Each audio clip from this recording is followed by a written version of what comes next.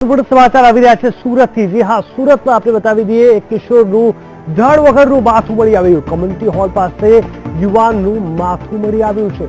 સુરતમાં ચકચારી ઘટના થઈ છે જેમાં ધડ વગરનું માથું મળી આવ્યું છે।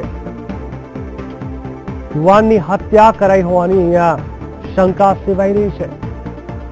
આપ જોઈ શકો છો, આપના ટીવી સ્ક્રીન ઉપર પાંડેસરા પોલીસે તપાસ શરૂ કરી છે। એક યુવાનનું માથું મળી આવ્યું છે। કમ્યુનિટી હોલ પાસે આ યુવાનનું માથું મળી આવ્યું છે।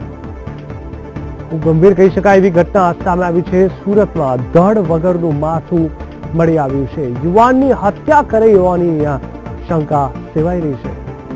આ અંગે વધુ માહિતી આપશે અમારા સંવાદદાતા તેજસ મોદી। તેજસ, જણાવશો, જે રીતે સુરતના પાંડેસરા વિસ્તારમાં જે રીતે અહીંયા ધડ વગરનું માથું મળી આવ્યું છે કમ્યુનિટી હોલ પાસે, શું છે આખી ઘટના? આજે બપોરે સ્થાનિક લોકોને એક ધડ વગરનું માથું દેખાયું હતું અને ત્યારબાદ તેમને પોલીસ વિભાગને જાણ કરી હતી। સ્થાનિક પાંડેસરા પોલીસ અને ત્યારબાદ ક્રાઇમ બ્રાન્ચના અધિકારીઓ ગુનાની ગંભીરતા એને જોઈને પહોંચ્યા હતા। હાલ તપાસ ચાલી રહી છે।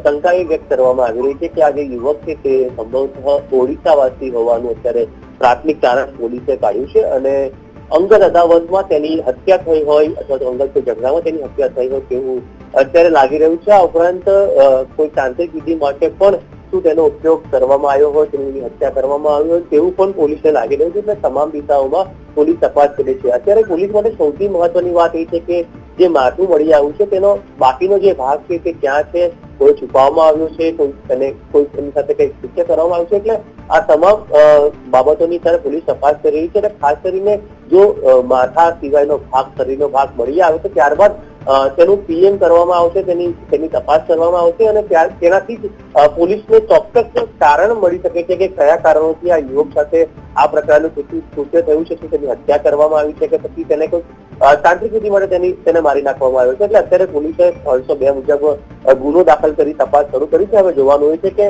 સુરત પોલીસ આ ગુનાનો ભેદ ક્યારે ઉકેલે છે અને શા માટે આખી ઘટના બની કે શા માટે આ હત્યા કરવામાં આવી તેનો ભેદ ઉકેલવામાં સફળ થાય છે। તેજસ, ખાસ કરીને આ જેનું માથું મળી આવ્યું છે આખરે વ્યક્તિ કોણ હોઈ શકે છે, તેને લઈને કોઈ તપાસ થઈ છે કે તેમાં તપાસમાં કઈ બહાર આવ્યું છે કે શું?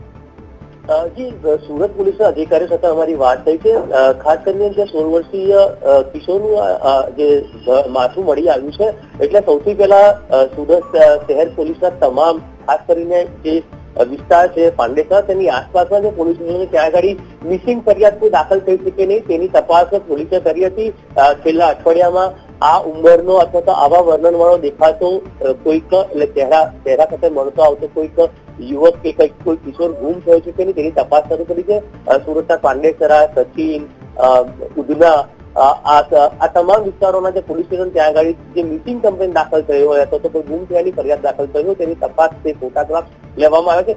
ખાસ કરીને આખા મુદ્દાની અંદર કેસની અંદર ફક્ત માથું મળી આવ્યું છે એટલે શરીરનો નીચેનો ભાગ પર કોઈ નિશાન છે કે નહીં, કે કયા કપડા પહેર્યા છે તે હજુ ચોક્કસ જાણી શકાય। સૌથી પહેલી પોલીસ માટે પ્રાયોરિટી એ રહેશે કે માથા સિવાયનો જે શરીરનો બાકીનો ભાગ છે તે ગમે ત્યાંથી શોધવો પહેલા અને ત્યારબાદ, કારણ કે જે રીતે હત્યા કરવામાં અથવા જે રીતે બોડી મળી છે, જે માથું મળ્યું છે, બાકીનું બોડી નથી મળ્યું એટલે કહી શકાય કે ચોક્કસ આ જે બીજો ભાગ છે શરીરનો તે ક્યાંક દૂર નાખવામાં આવ્યો છે અને પોલીસને મિસલીડ અથવા મિસગાઈડ કરવાનો પ્રયાસ કરવામાં આવ્યો તેવું અત્યારે ચોક્કસ પણ લાગી રહ્યું છે। તેજસ, ખાસ કરીને જે વિસ્તારમાંથી આ માથું મળી આવ્યું છે ત્યાં આસપાસ રહેતા કોઈ લોકોની કોઈ પ્રતિક્રિયા સામે આવી છે કે શું?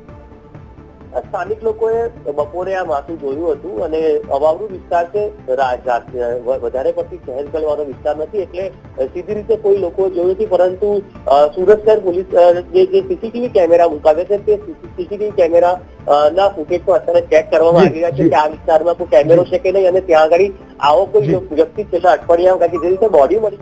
બિલકુલ તેજસ, સમગ્ર માહિતી આપવા માટે ધન્યવાદ।